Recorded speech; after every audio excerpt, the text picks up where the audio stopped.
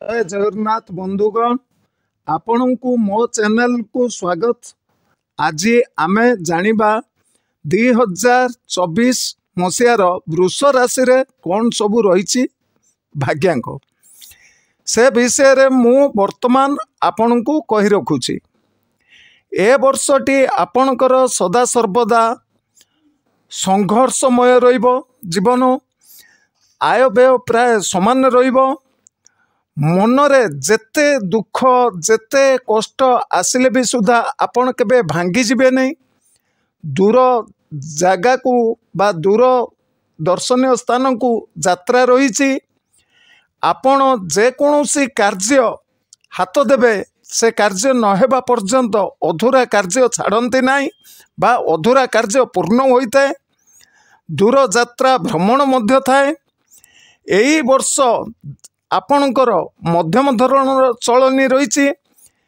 आपण जे कोनोसी कार्य पूर्वरु बाकी रही 2024 रे आपण पूर्ण करिवे। बहुत बड़ बड़ शत्रु लगे आपण पछरे केस बास रे डिग्री भी पाइबे। आपण नूतन चिंता करुवा जिनस पूर्ण हेबो एवं आपणकर बहुत जगार खंडिया खबर हबार संभावना रही। आपण हाथ मापी चाखंडे चलतु। काहाकू विश्वासर कथा कहतु नहीं। जदि कहउचंती ताले आपण असुविधार पड़िबे। बेपार क्षेत्र में बहुत इम्प्रूव रही। आपणकर जे कोनोसी क्षेत्र करंतु न करंतु आपण जीवन रे जेते जहा संघर्ष आसु किंतु आपण कहा पाखरे मथा नईबे नहीं कि हार मानिबे नहीं।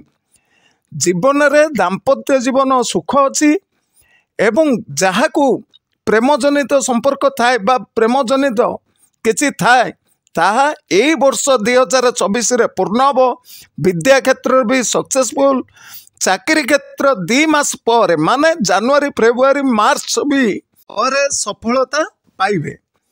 आपण जे कोनोसी कार्य अधूरा रही जाउची आपणकर कोनोसी कार्य जदि पूर्ण न हेउची आपण को गोटे बहुत बढ़िया आ भितर सॉल्यूशन रही। कौन ना श्री गणेशंक पाखरे लिखिदेवे घरे हो कि जेकोसी जगार श्री गणेशाय नमः ता उपरे गोटे अखंड दीप भलिया दीपटीए घी दीप लगेबे एवं गुरुवार को गुरुवार 3टी मंदार फूल अर्पण करिवे आपणक नाम एवं गोत्र रे।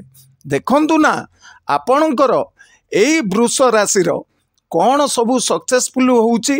केबे भी आपण हार मानिबे नहीं।